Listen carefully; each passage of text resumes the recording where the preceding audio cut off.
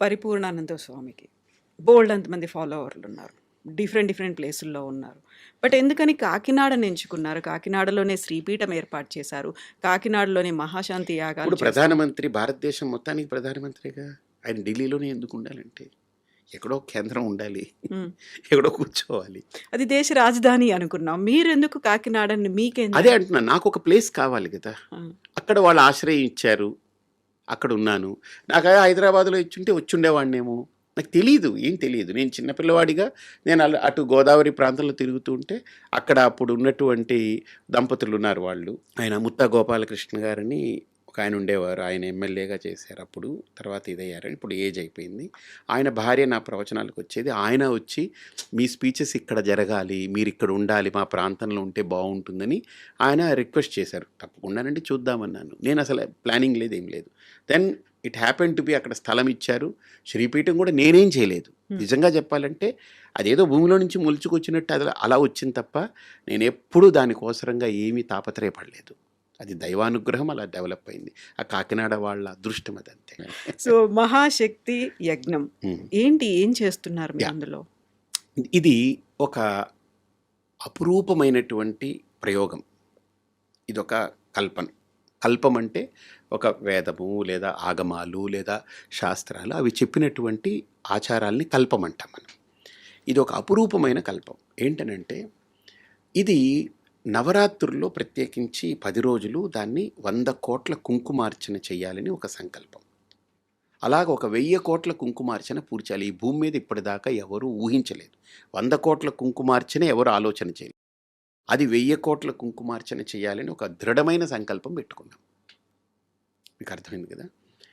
ఆ సంకల్పంలో భాగంగా నేను అనుకున్నది ఏంటనంటే ఏదో ఒక సంస్కరణ జరగాలి అని. స్త్రీలకి దీక్షావస్త్రధారణ అనేది ముఖ్యం. ఒక దీక్షావస్త్రం ఎందుకు అని అంటే అది 250 రూపాయలు అది చీర. మనం అహ్మదాబాద్లో ఎక్కడో సూరత్లో దాన్ని ప్రింట్ చేయించి తీసుకొస్తాము. చాలా నాణ్యమైంది అది. బయట ఎక్కడైనా సరే అది ఒక 700 రూపాయలు తక్కువ ఉండదు. మనం 250 రూపాయలు కొట్టిన దానికి తీసుకొచ్చి ఇస్తున్నాం.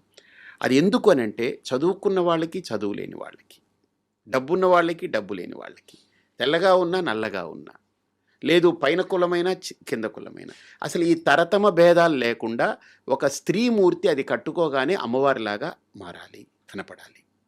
ఇంకా ఆవిడ వెనక ఏది కనపడకూడదు, నాకు ఇంకా అమ్మవారే కనపడాలి. ఆ దీక్షావస్త్ర ధారణ యొక్క నియమం ఏంటంటే అది ధరించిన ప్రతి స్త్రీమూర్తి నాకు ఒక అమ్మవారు నడిచొస్తున్నట్టు ఉండాలి. ఇంకా XYZలు ఇవన్నీ బ్లా బ్లా బ్లా బ్లా ఇష్టం లేదు నాకు. అలాగ నేను ఆలోచించినప్పుడు కొన్ని వేల మంది దాన్ని అంగీకరించారు. ఒక 50,000 మంది ఇప్పుడు రిజిస్టర్ చేసుకున్నారు. ఇప్పటికి అయింది మాకు. వాళ్ళు వస్తారు. ఇప్పుడు ఇంకొకటి ఏంటంటే నా ఆలోచన, వాళ్ళు 3 గంటల సేపు తదేక చింతనతో ఏకదృష్టితో ఉండి నిలబడగలరా అని వాళ్ళని మెల్లగా అలవాటు చేస్తూ తీసుకురాగలిగాను. మూడోది ఏంటనంటే భర్త పోతే మీరు పూజ చేయకూడదు, మీరు ఇది చేయకూడదు, అది చేయకూడదు అంటారు. అన్నిటికీ దూరం ఉండాలి అని అంటారు కదా. నేను మిగతావన్నీ పక్కన పెట్టా. అన్నీ పక్కన పెడదాం కాసేపు, అది వాళ్ళ అభిప్రాయాలు పక్కన పెడదాం. అసలు దేవుడికి ఎందుకు దూరం అవ్వాలి, పూజకి ఎందుకు దూరం అవ్వాలి, నేను బాగా దీని మీద చర్చ చేశా. లోపల మదించా నేను. ఇందాక చెప్పాను కదా, ఒక సన్యాసి, ఒక గురువు సమాజానికి ఎందుకు అవసరం అని చెప్పాను కదా మీకు. అలాగ దీని విషయంలో నేను బాగా మదించి చర్చించి అన్ని చోట్ల వెతికా. ఇది ఎవరో కావాలని ఒక కుట్ర చేశారు మన సంస్కృతి మీద. ఎందుకంటే స్త్రీయే ధర్మానికి మూలం. స్త్రీ పోతే ధర్మం లేదు, ఇంకా స్త్రీయే ధర్మం, స్త్రీయే మర్మం, స్త్రీయే మోక్షం. నిజమది, నేను కనిపెట్టింది అది. మా అమ్మ లేకపోతే పరిపూర్ణానంద లేడు కదా. ఎగ్జాంపుల్, చిన్న ఎగ్జాంపుల్ మన కళ్ళ ముందు. అలాంటిది నేను గమనించాను. ఒక స్త్రీ మూలం దీనికి. ఈ స్త్రీని ఏదో వంకబెట్టి దీంట్లో లేనిపోనివి కల్పించి ఈవిడ్ని దైవానికి, ధర్మానికి దూరం చేస్తే మెల్లగా ఈ ధర్మం నాశనం అయిపోతుంది. కాబట్టి ఏదో ఒక వంక పెట్టడం, దూరం చేయడం. ఇప్పుడు 3 రోజులు మైల ఉంది, అప్పుడు అన్నీ ఆపేయమంట. ఒక దేవుడిదే కాదు, నువ్వు ఏ పని చెయ్యకు. నాకు బాగా పరిచయం ఏంటంటే, నా చిన్నప్పుడు మా ఇళ్లల్లో స్త్రీలకి 3 రోజులు ఆ రజస్వల ఇది ఉన్నప్పుడు వేరే రూములో హాయిగా పడుకోమనేవారు. ఫుడ్ నేను పట్టుకెళ్ళి పెట్టేవాడిని. మా పిన్నికి కానీ, మా అమ్మకి కానీ, వాళ్ళందరికీ ఎవరికైనా నేను పట్టుకెళ్ళి పెట్టేవాడిని. నాకు తెలిసేది కాదు. పెద్దయిన తర్వాత తెలిసింది they should be given utmost rest for their body. కాకపోతే దాన్నొక టాబూ లాగా చూడడం అనేది అయింది ఆ! అనేది. అది దాన్ని అది అది అది కూడా ఉంది. అది కూడా ఉంది. కానీ ఈరోజు ఏమైపోయింది, అలా చూస్తున్నారని మనం వదిలేసుకొని రావడం వల్ల మానసిక సంఘర్షణ స్త్రీలో దానివల్ల పెరుగుతుంది.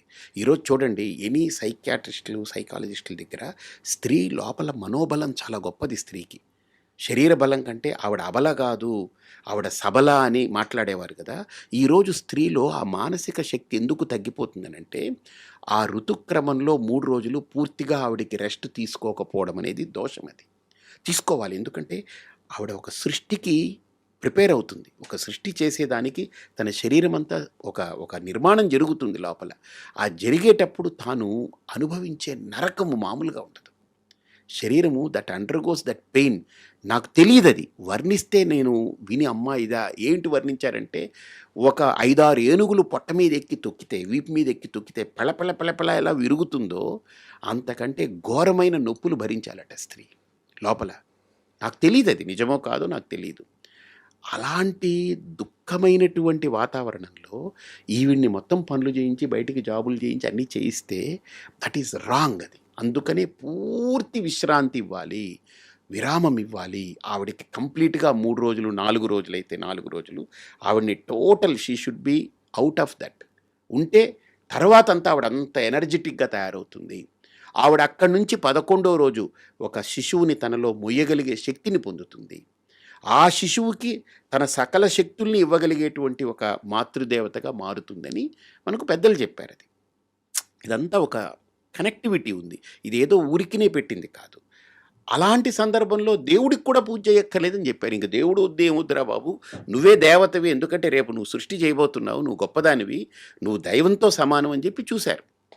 కానీ దాన్ని పెడర్థాలతోటి మగవాళ్ళు చూడడం కానీ, ఇది మైటి ముట్టు అని తీసి ఛేదరించుకోవడం, మళ్ళీ అదే స్త్రీ కదా నీకు కావాలి, రేపు అన్నం పెట్టడానికి ఎందుకు ఇప్పుడు ఛేదరించుకుంటావు? గౌరవించు, దాన్ని చక్కగా పడుకోమను, హాయిగా గౌరవించు, అంతేగాని ఛేదరించుకోకు, అసహించుకోకు. అది అసహ్యం కాదు.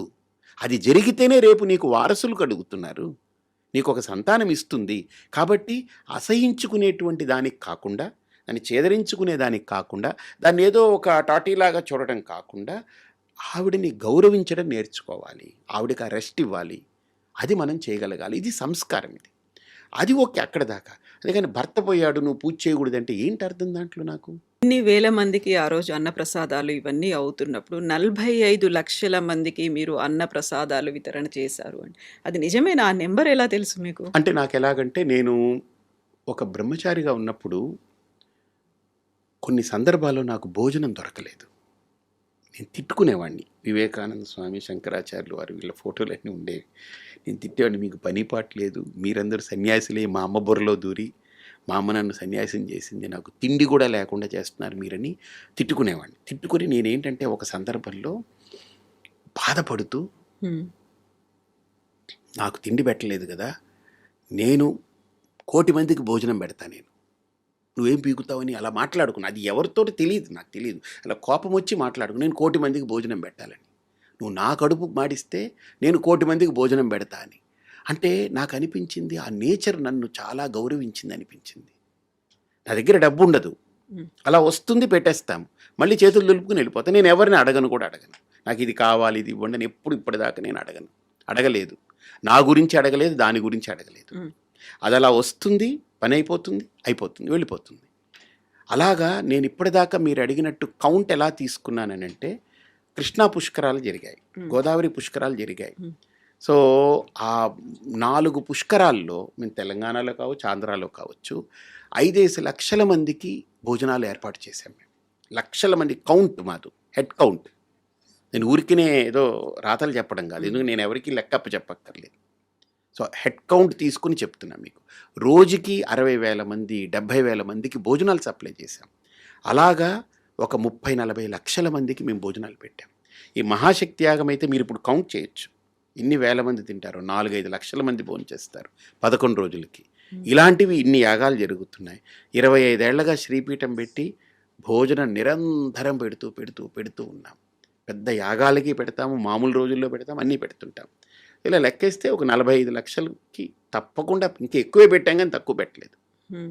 అలాగే నా కోరిక ఏంటంటే నేను వండి చాలా బాగా వండుతా. అంటే నేను అనుకోవడం కాదు కానీ తిన్నవాళ్ళందరూ చెప్తారు. 400 రకాలు తెలుసు నాకు.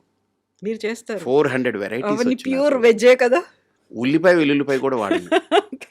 అంటే నేను వాడను, నేను ఎవరికి అలా పెట్టను. ఎందుకంటే హెల్దీ ఫుడ్ పెడతా, చాలా హెల్దీ ఫుడ్ పెడతా. అంటే నేను నాన్ వెజ్కి యాంటీ అనో లేకపోతే అబ్బెబ్బే అనో అలా నేను ఎప్పుడు మాట్లాడను. అది ఎవరి ఫుడ్ వాళ్ళది choice, that's their choice, right? నేను ఎంచుకున్నది నాకు ఆధ్యాత్మిక మార్గంలో నేను ఇలా నడవాలనుకున్నప్పుడు నాకు నా గురువులు చెప్పి నేను ఫాలో అవుతాను. 400 రకాలు వెజ్లో పక్కా ప్యూర్ వెజ్. అది సౌత్ నార్త్ అన్నీ ఉన్నాయి ఇందులో. అన్నీ ఉంటాయి. అసలు ఈ రోజు తింటే మళ్ళీ 365 రోజుల తర్వాత వస్తుంది. అది సంవత్సరం తర్వాత. ఇప్పుడు మీరు కారం అంటే మీకు మిరపకాయ కనపడుతుంది, నాకు ఎన్ని తెలుసా?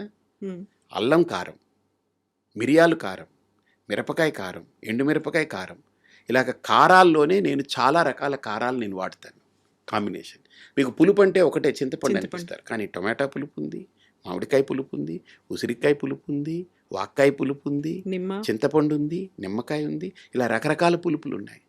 తర్వాత చుక్కకూర పులుపు ఉంటుంది, రకరకాల పులుపులు. అలా నేను అన్నీ స్టడీ చేసి ఏ కాలంలో ఏ పులుపు వాడాలి, ఏ కాలంలో ఏ కారం వాడాలి, ఏ కాలంలో. నేను కోవిడ్ వచ్చినప్పుడు కూడా ఫుడ్ తోటే చాలా కంట్రోల్ చేశాను అందరికీ. మెడిసిన్స్ వాడలేదు, మా ఆశ్రమంలో రానేలేదు కోవిడ్ దగ్గరికి. దానికి ఇంకో కారణం కూడా ఏంటంటే ఇది నిత్యాగ్నిహోత్ర అని ఒకటి నేను చెప్పాను కదా, R&D చేస్తుంటా. నేను R&D ఒక 7 అంశాల్లో చేస్తా. ఒకటి సొసైటీ మీద, పాలిటిక్స్ మీద, తర్వాత స్పిరిచువాలిటీ మీద, ప్రోడక్ట్స్ మీద, తర్వాత పర్సనాలిటీస్ మీద, ఇలా రకరకాల వాటి మీద నేను R&D అంటే ఎప్పుడు రీసెర్చ్ చేస్తూ ఉంటా. నేను ఎప్పుడు నేర్చుకోవాలనుకునే వ్యక్తిని. అప్పుడు నేను అనుకున్నాను, మనకు కోవిడ్ ముందు దీని గురించి బాగా థింక్ చేశా. కోవిడ్ టైంలో విగరస్గా పనిచేశా. వచ్చింది కోవిడ్ టైంలో మనకు అందరికీ శానిటైజర్ వాడాలని చెప్పారు. మీకు గుర్తుందో లేదు, అందరూ బాటిల్ క్యారీ చేసి చేతుల్లో వేసుకుని ఏది ముట్టుకున్నా తుడుచుకునేవాళ్ళు. నాకు ఒక క్వశ్చన్, మనం బయటికి వెళ్ళాం ఏదో ముట్టుకుంటే శానిటైజ్ చేసుకుంటాం, కానీ బాడీ అంతా పట్టిన దాన్ని ఇంటికి వస్తాం కదా, మరి ఇది ఇంట్లో కూడా పాకుతుంది కదా, అది ఎయిర్ బోన్ అన్నారు కదా అప్పుడు, మరి అది ఇంట్లో అంతా పాకుతుంది కదా, ఇళ్ళంతా ఎలా శానిటైజ్ చేస్తాం మనం? ఏం చేయలేం.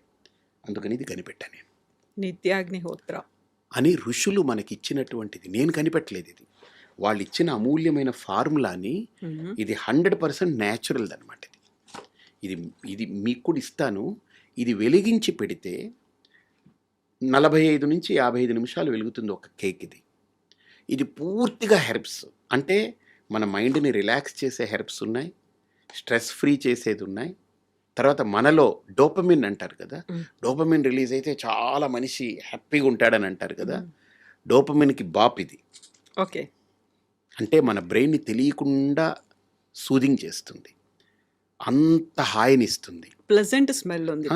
ఓపెన్ చేయగానే అలా ఉంది కదా. అంతా మొత్తం హెర్బ్స్, ఇవి పంచగవ్య హెర్బ్స్ తోటి చేసింది. ఇది ఒక్కటి వెలిగిస్తే ఆఫీస్ ఏరియాలో 50 మంది వర్క్ చేస్తుంటే వాళ్ళు ఒక 2 గంటలు పడుకుంటే ఒక న్యాప్ తీసుకుంటే 2 గంటలు ఎంత ఫ్రెష్ అవుతారో, ఇది వెలిగి ఈ 45 నిమిషాలు వాళ్ళు కనుక అది పీల్చుకోగలిగితే అంత రిఫ్రెష్ అయిపోతారు వాళ్ళు. ఇళ్ళంతా శానిటైజ్ చేస్తుంది, ప్యూరిఫై చేస్తుంది. దీని మీద నేను 6 సంవత్సరాలు చాలా చాలా చాలా కృషి చేసి అలా డిజైన్ చేసి చేశాను. అంటే మనము, నా అభిప్రాయం ఏంటనంటే, ఒక భోజనం పెట్టడమే కాదు, ఒక యాగం చేయడమే కాదు, ఒక దీక్ష చేయించడమే కాదు, ఒక ప్రోడక్ట్ని ఇవ్వడమే కాదు, వీటిలో పూర్తిగా ఇన్డెప్త్ దాని మీద రీసెర్చ్ చేసి ఆలోచన చేసి దీని పర్పస్ ఏంటి, ఏదో డబ్బు పోగు చేయాలి. నా దృష్టిలో డబ్బు అనేది, నా దృష్టిలో లక్ష్మీదేవి విష్ణువుకి సంబంధించింది, నాకు కాదు. ఆవిడ విష్ణు భార్య. నా దగ్గర నేనేదో దాచుకొని లాక్కొని పెట్టుకోవాలని నేను అనుకోను. ఆవిడ అనుగ్రహం ఉంటే చాలు నాకు. ఎందుకు, ఏ పనైనా నేను మంచి పని చేసేటప్పుడు ఆవిడ నన్ను దీవించి నువ్వు పని చేయి అంతే అయిపోతుంది అని దీవిస్తే చాలు. ఆవిడని తీసుకొచ్చి నా దగ్గర దాచిపెట్టుకుని గొయ్యలు తీసి లోపల పెట్టి లేదా లాకర్లో పెట్టి ఎందుకు బంధించాలి ఆవిడ్ని? నాకు అవసరమైనప్పుడు ఆవిడ వస్తే, ఇప్పుడు బియ్యం అన్నం తినాలి, కంచంలో వండిన అన్నం వస్తే సరిపోతుంది, కానీ ఈ బియ్యం మూటలన్నీ వేసుకొని నేను తిరుగుతూ ఎక్కడెక్కడ నేను ఏం చేయను నేను. కాబట్టి అలాగా నాకు నా అభిప్రాయం ఏంటంటే మనం చేసే ప్రతి స్టెప్లో, ప్రతి అడుగులో దైవానుగ్రహం కావాలి, దైవ బలంతో నడవాలి అని ఆలోచిస్తాను. అలాగ నేను 1,00,000 మందికి భోజనం నా చేత్తో వడ్డించి పెట్టాలని పెట్టుకున్నా. హ్మ్. దాంట్లో మీకు చెప్పనా, హెడ్ కౌంట్ ఇప్పటికి 35,000 మందికి పెట్టా. హ్మ్. నేను వండితే 500 మందికి వండుతా, 1000 మందికి వండుతా. నా కెపాసిటీ 1000 మందికి వండేస్తా. నాకు ఒక హెల్పర్ ఉండి 2 కటింగ్ చేసేవాళ్ళు ఉంటే 1000 మందికి గంటలో 4 ఐటమ్స్ వండేస్తా. హ్యాపీగా వండేస్తా. మీకు ఎప్పుడైనా చూస్తే చూడుదురు కానీ తప్పకుండా. చూపిస్తా. మీరు వీడియో తీసుకుని లైవ్ కూడా పెట్టుకోండి, చూపించండి. తప్పకుండా. 4 ఐటమ్స్ ఒక్కదానికంటే ఒకటి మామూలుగా ఉండదు. ఒకదాన్ని మించి ఒకటి ఉంటుంది. అంటే నేను చేశానని చెప్పుకోవట్లేదు, నా చేతిలో అమ్మవారి అనుగ్రహం అదంతే.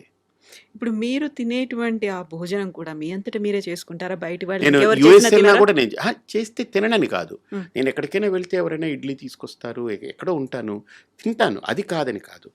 99% నా చేతి వంట నేను ఇష్టపడతాను. ఎందుకంటే నా బాడీ, నా లోపల నాలిక నాకేది తినాలనిపిస్తుందో నాకు చెప్తుంది అది. హ్మ్. I'm doctor for my self. నాకు నేనే. ఇప్పుడు నా కడుపు ఏంటి, నా కడుపులో తినాలనుందా లేదా అది నాకు తెలుస్తుంది. నేనేం తింటే బాగుంటుందో నా నాలిక చెప్తుంది. కొద్దిగా ఎలాగుంది, చప్పగా ఉంది అనిపించింది అనుకోండి, కొద్దిగా ఏదో తగ్గింది అక్కడ. అదేం కోరుకుంటుంది, కొద్దిగా మిరియాలు, జీలకర్ర ఇవన్నీ వేసి మంచి రసం పెట్టి అన్నంలో రసం కలుపుకొని తింటే చాలా బాగుంటుంది అనిపించింది అనుకోండి, నేను అందరికీ వెళ్ళి నాకు రసం పెట్టండి అని అడుక్కోవడం ఎందుకు? నాకు ఉందిగా, నేనే చేసుకుంటాను, తింటాను. నాకు కావాల్సింది నేను చేసుకుంటాను, తింటాను. అంటే నా బాడీ కోరుకునేది, నా బాడీకి ఏది ఇస్తే మంచిది అనిపిస్తుంది నేను చేసుకుంటాను. నేను 1,00,000 మందికి ఎందుకు నేను వండి పెట్టాలనుకున్నాను మీరు అడగలేదే. హ్మ్. నాకు ఒక రూల్ పెట్టుకున్నాను. ఏంటంటే, ఒక మనిషి పుట్టింది మొదలు చనిపోయే వరకు ఒక 75 ఏళ్ళు అనుకుందాం, 75 ఇయర్స్ ఏజ్ అనుకుందాం. జస్ట్ ఒక నమూనా, ఒక అంచనా, ఎక్కడో ఒక పారామీటర్ కావాలి కదా. 75 ఏళ్ళు రోజుకి 3 సార్లు తింటే, హ్మ్. రోజుకి 3 సార్లు తింటే ఎన్నిసార్లు తిన్నట్టు? అంటే ఏడాదికి 1100, 1200 సార్లు తిన్నట్టు. 3 సార్లు తింటే అంతే కదా. 3 3 9, 3 6 18, 1100 సార్లు. 1100 ఇంటూ 75 హ్మ్. ఎంతైంది? ఒక 80,000. 80,000 భోజనాలు చేసినట్టు. ఏది, పుట్టినప్పటి నుంచి చనిపోయే వరకు 75 ఏళ్ళు 3 పూటలు. అంటే పుట్టినప్పుడు తినం కదా, ఒక 5, 6 ఏళ్ళు వదిలేసిన అటు ఇటు చేసుకున్న 80,000 భోజనాలు చేసినట్టు హ్మ్. మనిషి. 80,000 భోజనాలు చేస్తాడు వాడు. నేనేమనుకున్నాను, నేను పుట్టాను, 80,000 సార్లు తిన్నాను, చచ్చాను, ఇది కాదు. నేను 80,000 సార్లు తింటే నేను 1,00,000 మందికి నా చేత్తో పెట్టి చావాలని పెట్టుకున్నాను. అంటే నేను ఇంకో 20,000 మందికి అదనంగా నా ద్వారా నేను పెట్టి ప్రాణం వదిలేయాలని పెట్టుకున్నాను. ఇప్పుడు మీరు చేసినటువంటి 45 లక్షలు ఆ కౌంట్ అది వేరు. మళ్ళీ అది ఇది అది వేరు. మాస్. అది నేను వండను, నేను దగ్గరుండి అన్నీ చేయిస్తాను. నా కౌంట్ ఏంటంటే 1,00,000 మందికి నేను పెట్టాలి, నా చేత్తో వండి పెట్టాలి. శ్రీపీఠాన్ని ఏర్పాటు చేసుకున్నారు. ఒక ధర్మ ప్రచారం కోసం ఉన్నారు. ప్రవచనకర్తగా ఉన్నారు. ఇన్ని చేస్తున్నారు. పేరెంట్స్ దగ్గర నుంచి ఎప్పుడైనా మిస్సింగ్ ఫీలింగ్ అనేది ఉండేదా? మా అమ్మ నన్ను బాగా ఇన్సిస్ట్ చేసి ఈ పాత్రలో ఉండాలని ఆవిడ డిటర్మిన్డ్గా మార్చింది. ఇది ఆవిడ డిటర్మినేషన్, ఇది ఆవిడ డెసిషన్ ఇది. బట్ నేను యాజ్ ఏ కొడుకుగా కంటే ఎక్కువగా నేను వాళ్ళకి బాగా క్లోజ్గా, వాళ్ళకి ఒక ఫ్రెండ్గా, వాళ్ళు నాతో ఒక మంచి మిత్రులాగా అలా కలిసిపోయి ఉన్నాను తప్ప ఏదో మిస్ అయిపోయిన ఫీలింగ్స్ కానీ ఇంకోటి కానీ ఇప్పుడు వాళ్ళకి లేదు, నాకు లేదు. ఇప్పుడు మా అమ్మ లేదు, నాకు మా అమ్మ అంటే చాలా ప్రాణం ఇప్పటికీ. అంటే సన్యాసినైనా నేను చెప్పుకుంటా, మా అమ్మే నా ప్రాణం. మా అమ్మ లేకపోతే నేను లేను. అంటే సహజంగా బయలాజికల్ మదరే కాదు, హ్మ్. ఆవిడ నన్ను స్పిరిచువల్గా ఈరోజు పరిపూర్ణానందంగా నిలబెట్టింది ఆవిడ ఫస్ట్. తర్వాత నా గురువు.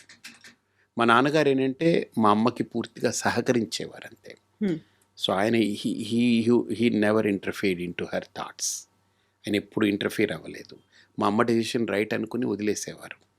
సో కాబట్టి మా అమ్మ లేకపోతే నేను లేను కదా. సో కాబట్టి నాకు మొట్టమొదటి గురువు నా తల్లి నన్ను ఈ మార్గంలో పెట్టింది. తర్వాత నా గురువు దయానంద స్వామీజీ, వారి వల్ల ఈరోజు ఇలా ఉన్నాను.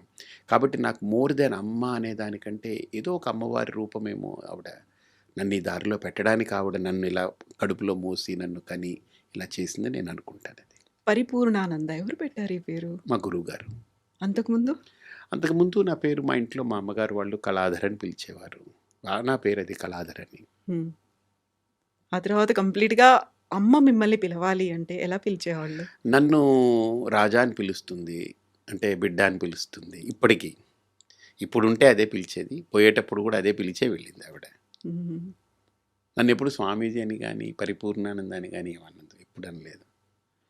సో, అని నేను కోరుకోను కూడా. హ్మ్. మా అమ్మ నోట్లో నేను అదే. మా గురువు గారు కూడా నన్ను ఎప్పుడు స్వామీజీ అనరు, నన్ను రాజా అని పిలుస్తారు ఆయన. ఆయనకి ఇష్టం అలాగా. అంటే చిన్నవాడిని ఆయన దగ్గర. హ్మ్. మా అమ్మకి ఇప్పటికీ నేను బిడ్డనే కదా, ఢిల్లీకి రాజైనా తల్లికి బిడ్డే అని అంటే సామెత ఉంది కదా, ఎవరు ఎంత పెద్దోడైనా తల్లి తల్లే కదా. నిజం. ఆదిశంకర్లంతటి వారే తల్లికి అంత ఆ స్థానం ఇచ్చారనంటే తల్లికి మించింది ఏముంది నా దృష్టిలో. హ్మ్. అందులో మా అమ్మ ఎస్పెషల్లీ ఒక బయలాజికల్గా కానీ ఏదో అలాగా డబ్బులు ఇచ్చాము, ఆస్తి ఇచ్చాము, అది ఇచ్చామని కాకుండా నాకు ఏమీ ఇవ్వలేదు, కానీ నన్ను పరిపూర్ణానందగా నిలబెట్టింది ఆవిడ. She is not just mother for me, నాకు అమ్మవారు ఆవిడ అంతే. ఆ దృష్టిలో నేను అది చూస్తాను అది. హ్మ్. ఇప్పుడు మనం భౌతికంగా ఆలోచించాలి అనుకుంటే, ఏ ఫ్యామిలీలో అయినా ఒక్కరే సంతానం ఉన్నారు. అందులోనూ అబ్బాయి ఉన్నాడు అంటే ఆవిడకి యూజు కళ్ళు లేదు. ఆ! నేనదే అడగబోతున్నాను. నేనది విన్నాను. అది నిజమేనా? పక్కా ఏంటి? 100%. ఏం నేను పుట్టడానికి జస్ట్ ఒక 1½ ఇయర్ ముందు ఆవిడకి she lost her sight completely. Oh! ఏమైంది? ఆవిడకి రెటినిటిస్ పిగ్మెంటోసా అని, ఆర్పి అని, అంటే రెటినా కట్ అయిపోయింది ఆవిడకి, డిస్ఫంక్షన్ అయింది. ఇక దాంతో ఆ విజువల్స్ లోపలికి క్యారీ అవ్వదు. మిమ్మల్ని చూసుకోలేదు తనెప్పుడు? నన్ను ఇప్పుడు తడిమే చూస్తుంది, ఎప్పుడు నా ముక్కు నా కళ్ళలా తడుముకుంటుంది. నేను ఎప్పుడైనా బయట నుంచి వెళ్ళి ఏదైనా లాంగ్ ట్రిప్ వెళ్ళి ఒక 2 నెలలు 3 నెలలు వెళ్ళిపోతే నేను రోజు ఫోన్ చేస్తాను, ఏం తిన్నావు, ఎలా ఉన్నావని. వెళితే ఆవిడ దగ్గర పడుకుంటా నేను. హ్మ్. నువ్వు సన్యాసివి, నువ్వు పడుకోకూడదు అంటుంది. నేనంటాను, సన్యాసిగా పడుకోను, నేను కొడుగ్గా పడుకుని. కొడుగ్గా పడుకుంటాను, నాకు హక్కు ఉందని అంటాను. నువ్వు ఎప్పుడు కొడుగ్గా ఉంటావు, ఎప్పుడు సన్యాసిగా ఉంటావు అని అడుగుతుంది. సో అలాగా ఆవిడ చాలా బ్రెయినీ, చాలా ఇంటెలిజెంట్, ఆవిడ వెరీ షార్ప్. హ్మ్. ఆవిడ తెలుగు ఒక లెక్చరర్గా పనిచేసింది ఆవిడ. హ్మ్. చాలా హార్డ్ వర్కింగ్ పర్సన్, నిజాయితీగా అలా నిబద్ధతగా ఉంది ఆవిడ. నిజాయితీ ఎలాంటిదంటే నాకు సంస్కారం. ఆశ్రమంలో వాళ్ళు లాస్ట్ ఫేజ్ ఆఫ్ లైఫ్ ఆశ్రమంలో స్పెండ్ చేశారు ఒక 5 ఏళ్ళు. ఆవిడ దాచుకున్న డబ్బులో ప్రతి నెల బ్యాంకు నుంచి వచ్చే వడ్డీ మొత్తం డబ్బులు ఆశ్రమానికి కట్టి ఆవిడ బతికారు అక్కడ, ఊరికినే ఉండాలని. నేను ఆశ్రమం పెట్టిన కొత్తల్లో కూడా ఇది నీది కాదు, 10 మందిది, నువ్వు కష్టపడు, నువ్వు దానికి డబ్బు కట్టు, నువ్వు తినేదానికి, నువ్వు సేవ చేయని చెప్పేది ఆవిడ. అలా నేర్పారు నాకు. అమ్మగారి పేరేంటి? మీనాక్షి. మీనాక్షమ్మ. నాన్నగారు? బాలచంద్రన్. ఓకే. నేనిప్పుడు మిమ్మల్ని అడగాలనుకున్న క్వెషన్ ఏంటంటే, ఒక్కరే సంతానం ఉన్నారు. అందులోనూ మగపిల్లాడు అనుకున్నప్పుడు మా వంశాభివృద్ధి చెందాలి. మా కళ్ళ ముందు పెళ్లి చేసుకోవాలి. మనవలు, అట్లీస్ట్ నా మనవరాలు. కొడుకు నా దగ్గర ఉండాలి, హ్మ్. నా కొడుకు నా దగ్గర ఉండాలనే కోరుకుంటాను. అవును. ఇప్పుడు అమ్మకున్నటువంటి ఆ ప్రత్యేకమైనటువంటి పరిస్థితులు, అసలు నాకు అవసరాల అందుకనే నేపథ్యం. చెప్తున్నాను కదా, అసలు మా అమ్మకి కళ్ళు కనపడవు, ఒక ఏజు, ఇంకెవరు లేరు. హ్మ్. వాళ్ళమ్మ చనిపోయారు. వాళ్ళమ్మ ఉన్నంత వరకు మా అమ్మ, అమ్మమ్మ, నాన్నగారు వాళ్ళు ఉండేవారు. ఆవిడ పోయారు, ఎవ్వరు లేరు. Why she has that. నా కొడుకు సన్యాసి అవ్వాలని ఎందుకు అనుకున్నారు? ఆశ్రమానికి కూడా నేను బలవంతంగా తీసుకొచ్చా. కోవిడ్ ముందు నాకు ఎందుకో I was not comfortable.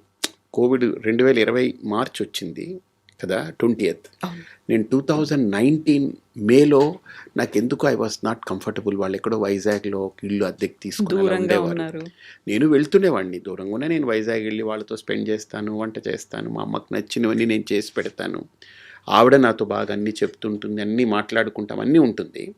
But నాకెందుకు ఐ వాజ్ నాట్ కంఫర్టబుల్. వాళ్ళని తీసుకొచ్చేయాలని అనిపించి వాళ్ళని అలాగా అక్కడి నుంచి కదపడం నాకు గగనమైంది. కానీ ఫైనల్లీ దే యాక్సెప్టెడ్.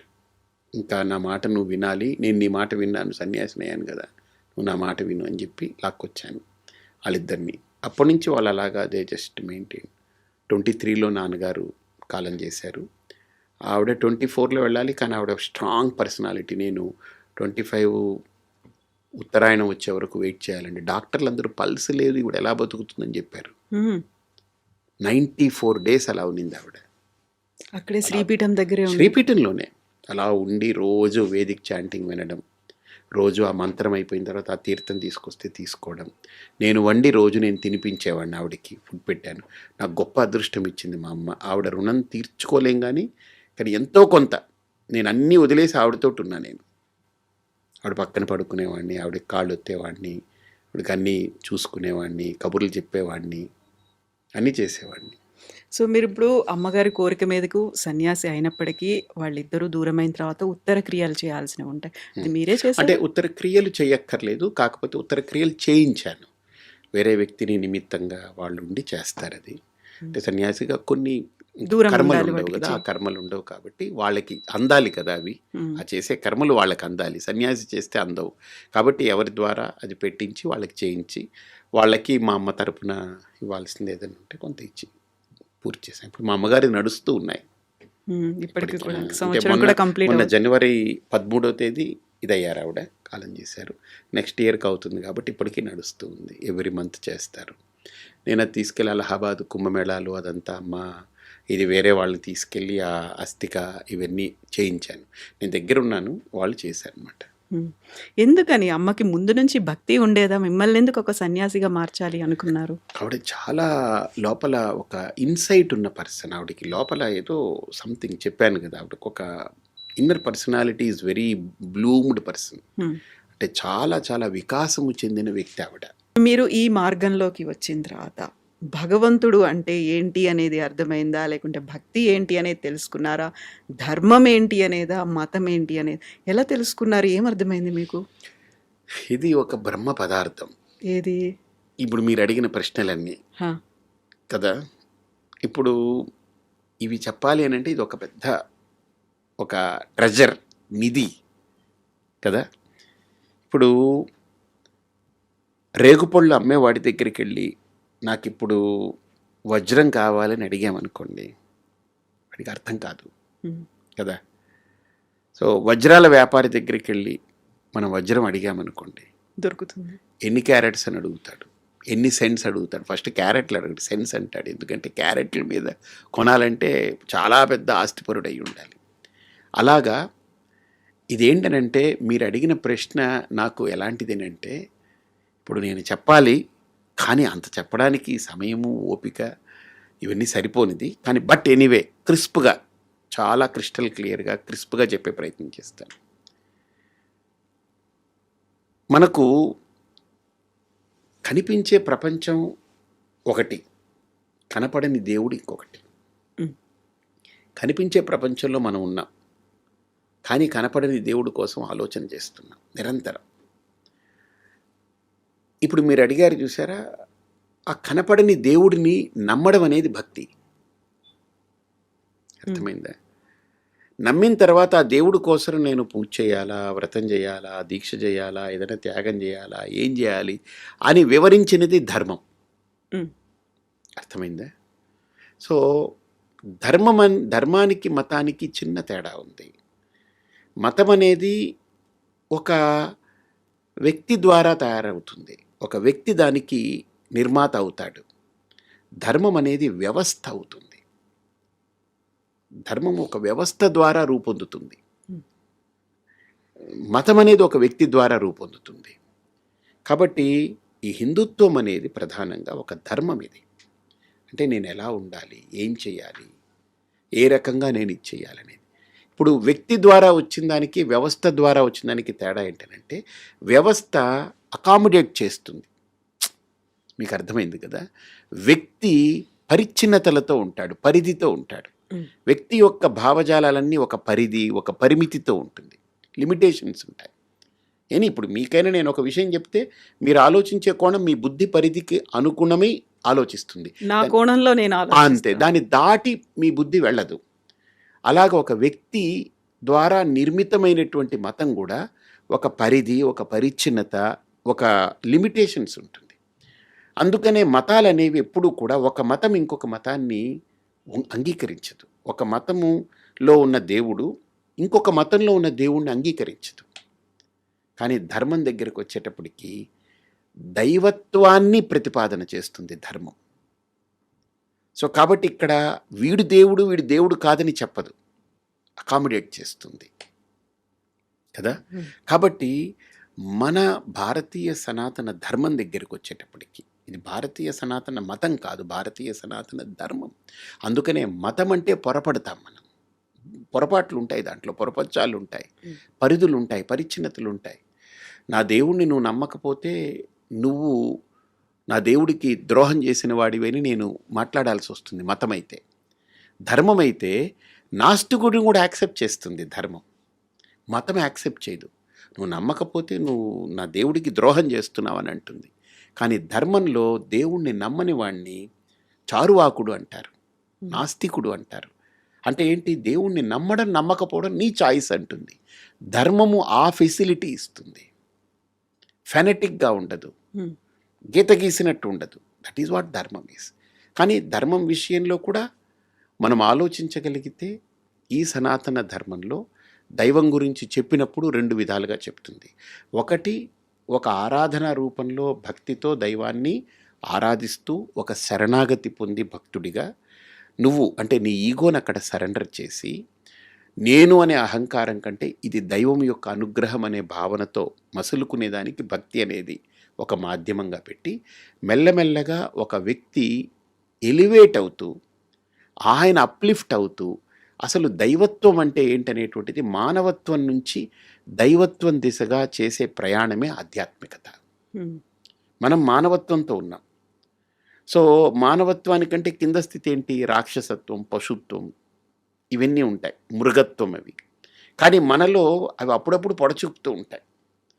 వాటన్నిటినీ హ్యాండిల్ చేస్తూ, లేదు నేను మనిషిని, వాటిలాగా నేను బిహేవ్ చేయకూడదు, ఓ పాశవికంగా ఉండకూడదు, ఒక జంతువులాగా నేను బిహేవ్ చేయకూడదు, నేను చదువుకున్న వాడిని, నాకు సంస్కారం ఉంది, సభ్యత ఉంది, విఘ్నత ఉంది, నాకు వినయం కావాలని ఇవన్నీ సంస్కారాలని నేర్చుకున్నవాడు మనిషి.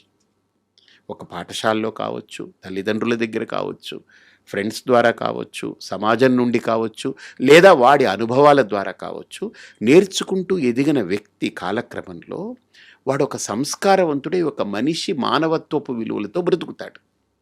ఇక పశుత్వము, రాక్షసత్వము, ఈ మృగత్వము అవి ఉండవు అక్కడ. అవన్నీ మారడమే మనిషి యొక్క పరిణామక్రమం. ఆ మానవత్వం వచ్చిన తర్వాత అది పరిపూర్ణత్వం కాదు వాడికి. ఎందుకంటే మనిషికి మనస్సు అనేటువంటిది అల్లకల్లోలము సృష్టించగలిగేటువంటి, ఉపద్రవం సృష్టించగలిగే పరికరం. అలాంటి ఆ మనస్సుని ఎలా మనం మలుచుకుంటూ ఒక పరిపూర్ణత్వం దిశగా మనం వెళ్ళాలి, ఒక పరిపక్వమైనటువంటి స్థితికి మనం ఎలా చేరాలి అనేటువంటిది దైవత్వానికి సంకేతం. కాబట్టి పరిపూర్ణమైనది దైవత్వం. కాబట్టి ఆ స్థాయికి చేరడానికి వేసిన బాటనే ఆధ్యాత్మికత. కాబట్టి భక్తిలో నాకు ఇవన్నీ కాదు, నేను నమ్మాను, శరణాగతుడినై ఉంటున్నాను. కానీ కాలక్రమంలో ఆ భక్తి పరిపక్వమైతే అది ఆధ్యాత్మికంగా పరిణమిస్తుంది. భక్తి ఆధ్యాత్మికతలోకి పరిణమించకపోతే, అలా కన్వర్ట్ అవ్వకపోతే, ఆ కన్వర్షన్ జరగకపోతే, లైక్ ఇప్పుడు ఎగ్జాంపుల్ నేను మాట్లాడుతున్నాను, ఈ మైక్ గ్రాస్ప్ చేసింది, దీన్ని వేవ్స్ కింద కన్వర్ట్ చేస్తుంది కదా. ఈ వేవ్స్ని తీసుకెళ్ళి కెమెరాలోకి ఇస్తుంది. కెమెరాలో నా ఆడియో, నా వీడియో తీసుకుంటుంది, అది క్యాప్చర్ చేస్తుంది. ఈ రెండింటిని మనం కలిపి తర్వాత తీసుకుని టెలికాస్ట్ చేస్తాము. మళ్ళీ ఆ వేవ్స్ కన్వర్ట్ అయ్యి వర్డ్స్ కింద, మాటల కింద కన్వర్ట్ అవుతాయి. మళ్ళీ ఆ వేవ్స్ మళ్ళీ బొమ్మల కింద కన్వర్ట్ అవుతాయి. ఇవన్నీ అవుతున్నాయి కదా.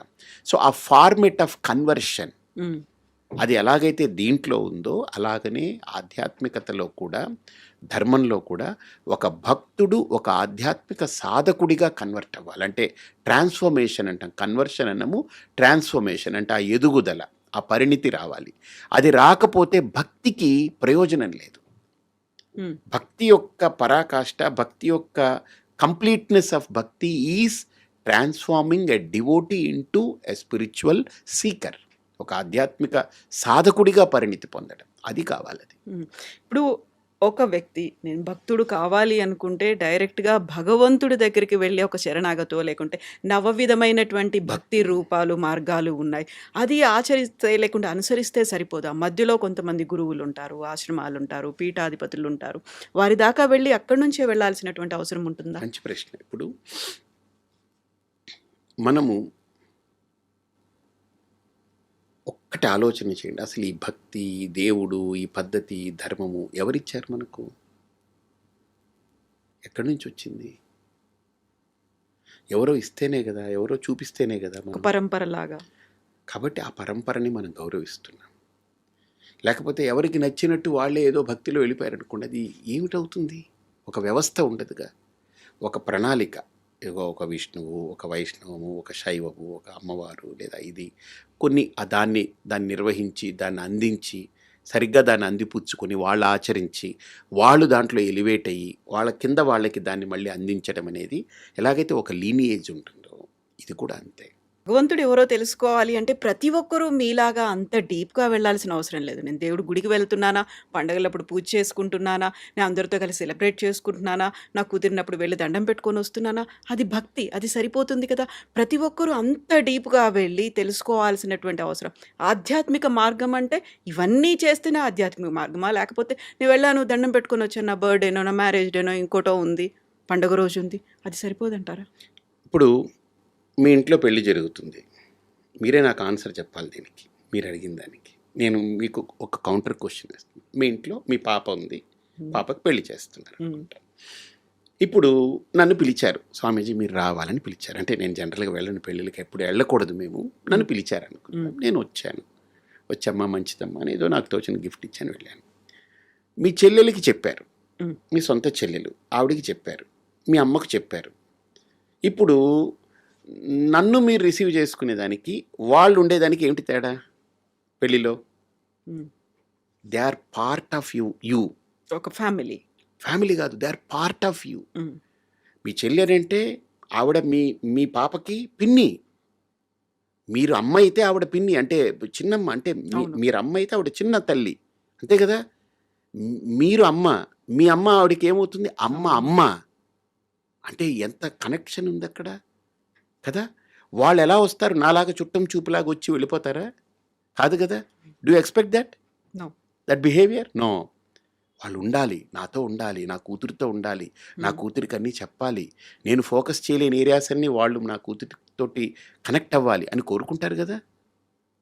ఎందుకని? వాళ్ళు they are connected to you. అలాగా దేవుడితో ఇప్పుడు నాలాగా పిలిస్తే ఒక గెస్ట్ లాగా వచ్చి దండం పెట్టుకుని పూజ చేసి, హాయ్ భగవంతుడా బాగున్నావా, నేను బాగున్నాను, నీ బ్లెస్సింగ్స్ కావాలని వెళ్ళిపోవడం వేరు. హ్మ్. ఇప్పుడు మీ అమ్మ మీ చెల్లిలాగా మీ కూతురు పెళ్ళిలో కనెక్ట్ అయిపోయి వాళ్ళు పూర్తిగా ఇన్వాల్వ్ అయినట్టుగా ఆ దైవంతోటే కనెక్ట్ అయ్యేటువంటి వాళ్ళు ఎవరైతే అనుకుంటారో వాళ్ళకు ఒక పాత్ కావాలిగా. హ్మ్. ఉం? పెళ్ళికి అలాంటి వాళ్ళని పిలుస్తాం, వీళ్ళకి చెప్తాం.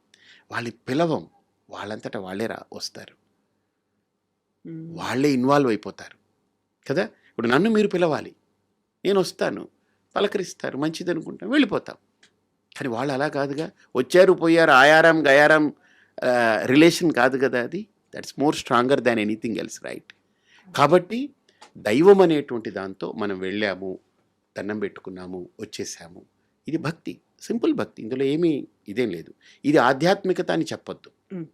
ఆధ్యాత్మికత అంటే దైవంతో కనెక్ట్ అయ్యి. ఇప్పుడు నేను దైవం దగ్గరికి వెళ్ళాను. ఎందుకని వెళ్ళాను. పండగ చెప్పారు, వెళ్ళాను. పూజ నేను చెయ్యాలి, చేస్తున్నాను. కానీ ఆధ్యాత్మికత అంటే నాకు దేవుడు కావాలి. ఈ ఈ ఈ పనులు కాదు, ఇవన్నీ కర్మలు, క్రియలు. కానీ నాకు దేవుడు కావాలి.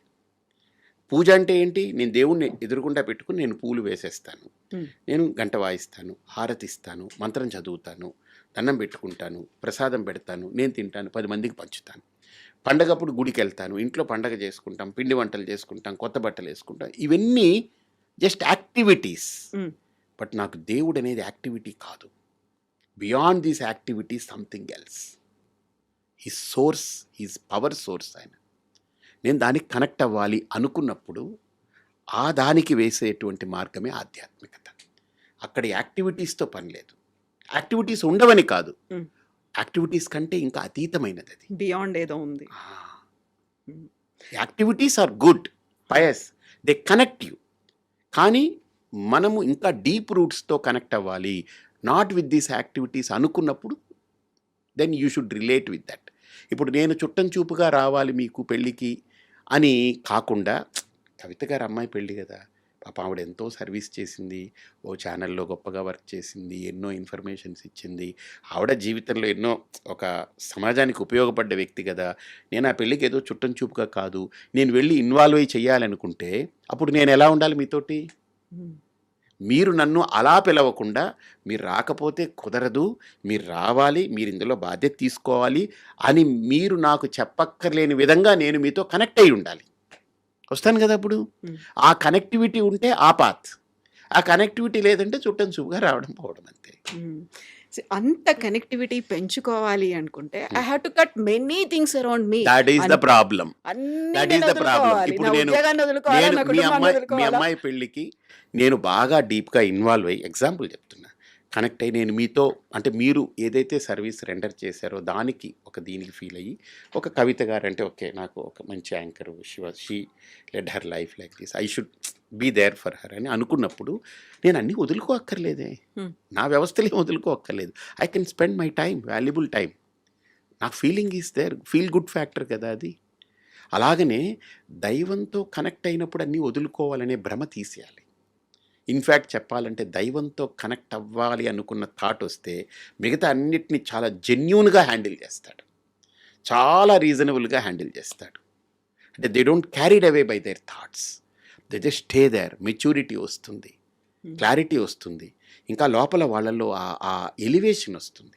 ఇప్పుడు ఒక ఎలివేట్ అయిన వ్యక్తి ఒక పనిని హ్యాండిల్ చేయడం, ఒక నాన్ ఎలివేటెడ్ పర్సన్ ఒక పని చేస్తే ఎలా ఉంటుంది, తేడా ఉంటుంది కదా.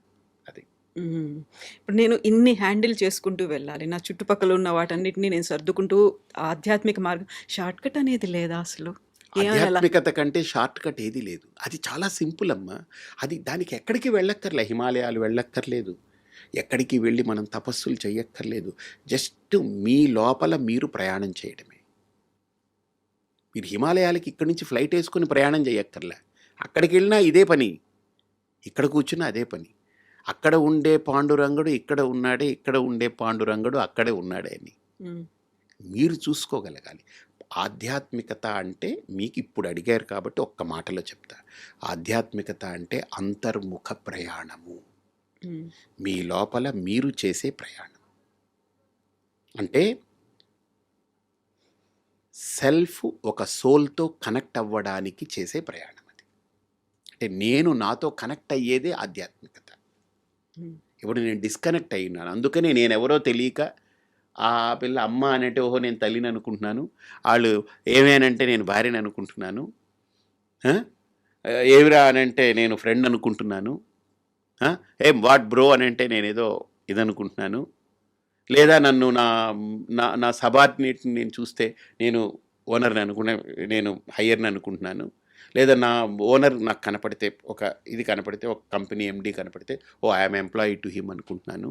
ఇలాగ ఇవన్నీ నా మీద నేను అట్రిబ్యూట్ చేసుకుంటున్నాను. బట్ ఫండమెంటల్లీ నేనెవరో నాకు తెలియకపోవడం వల్ల ఆధ్యాత్మికత అనేది ఫండమెంటల్గా నన్ను నాకు పరిచయం చేస్తుంది, నన్ను నాకు కనెక్ట్ చేస్తుంది. అది కనెక్ట్ అయినప్పుడు ఈ రోల్స్ అన్నీ నేను హాయిగా ఆడుకుంటా, చక్కగా చేస్తాను. ఇప్పుడు ఇన్ని తెలుసుకున్న తర్వాత నేను భగవంతుడితో కనెక్ట్ అవ్వాలనుకుంటున్నాను, రెగ్యులర్గా గుడికి వెళ్ళాలనుకుంటున్నాను, పూజలు చేయాలనుకుంటున్నాను, ఆశ్రమాలు కావచ్చు, స్వామీజీలు కావచ్చు, వీళ్ళందరి దగ్గరికి వెళ్ళాలి, వినాలి, వాళ్ళు ఏం చెప్తారో, ఆ సత్సంగంలో ఉండాలి ఇవన్నీ కాస్ట్లీ అఫేర్ అయిపోయాయి కదా, మీరు కాదంటారా? చెప్తుంటే నాకు ఇప్పుడు చాలా ఎక్కువ పనుల్లాగా అనిపిస్తున్నాయి ఇవన్నీ. ఇన్ని లేవు అందులో, ఉండవా? ఇన్ని లేవు. ఇంకొకటి, భక్తికి కానీ ఆధ్యాత్మికత కానీ డబ్బులే సంబంధం లేదమ్మా. ఒకటి, quality of time that you spend for that, quality of time that you spend. అంటే మనం దేవుడి దగ్గర కూర్చుంటున్నాం, ఒక చిన్న క్వశ్చన్, పూజ చేయాలని కూర్చుంటున్నాం, దేవుడు ఎదురుగుండా కూర్చున్నారు మన ఇంట్లో, బాగుంది, చాలా బాగుంది, మంచిగా మంచి మండపము, దేవుడు మంచిగా దీపం పెట్టారు, పూలు పెట్టారు, అంతా బాగుంది. మీ లోపల దేవుడు ఎంత సమయం ఉంటున్నారు?